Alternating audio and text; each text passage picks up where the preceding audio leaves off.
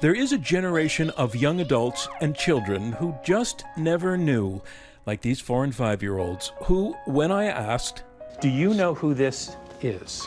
just gave back a long silence before they started guessing. Is he a library man? Library man? No. He's in the Japan? Nope. Is he Barack Obama? No, he's not Barack Obama. No.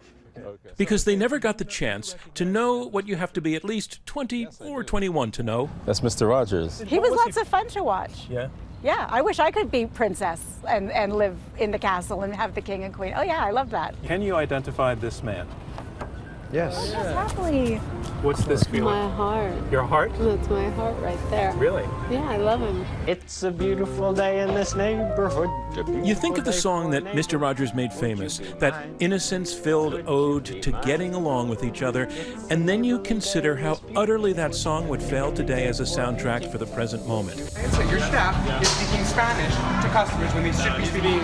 Do something about your dad's immigration practices, you feckless The us versus them way we demonize each other. With the fashion for nastiness in social media, people calling each other names, and the incivility of discourse among our leaders. To say, get that off the field right now, out, he's fired.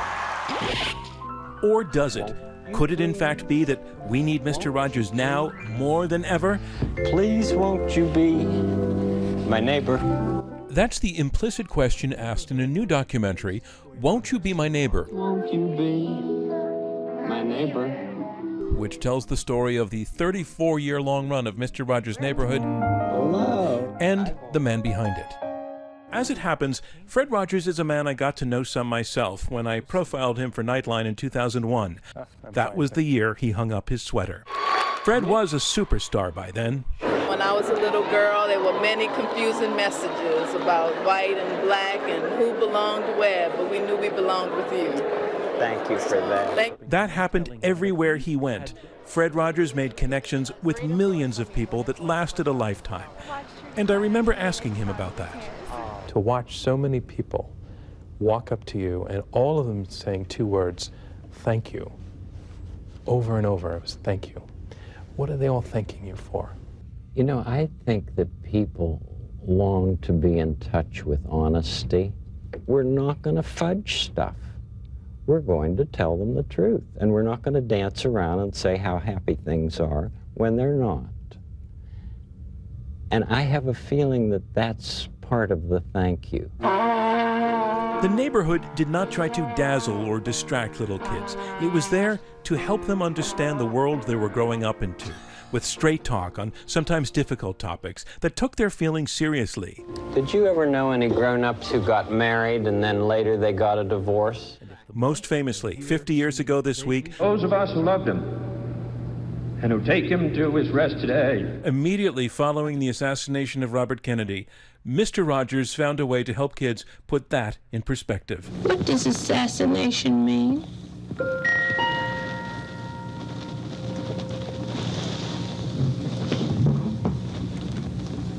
Have you heard that word a lot today? Yes. Then, after September 11th, Mr. Rogers came out of television retirement again to comfort. I know how tough it is some days to look with hope and confidence on the months and years ahead. Hi, Officer Clements. Come in. Rogers, how are you? Fred Rogers was also a subtle revolutionary. He introduced Francois Clemens into the cast at a time when African Americans had little visibility on television, playing a police officer. I had no desire to be a police officer. It was the last thing on my mind. But Fred was a very persuasive person. And he had them cool their feet down together.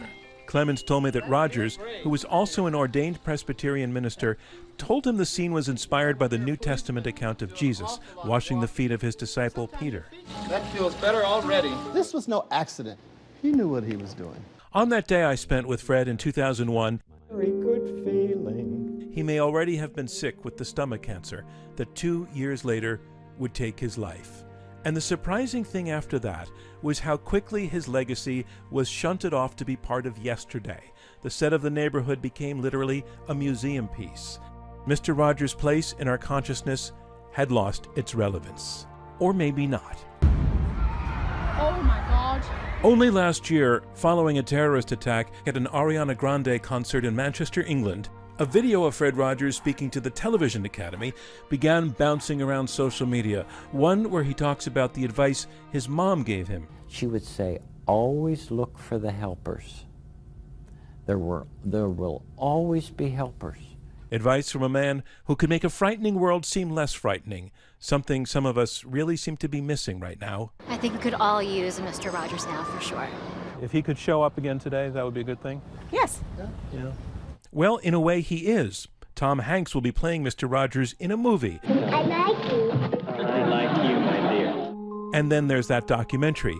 That little bit that he put into each of us, that little lesson, that little sense of propriety or neighborliness that he put into us, that's the thing that I think is kind of immeasurable. Is it alive in the land, given how polarized we are? That's why I made this film. I want to know.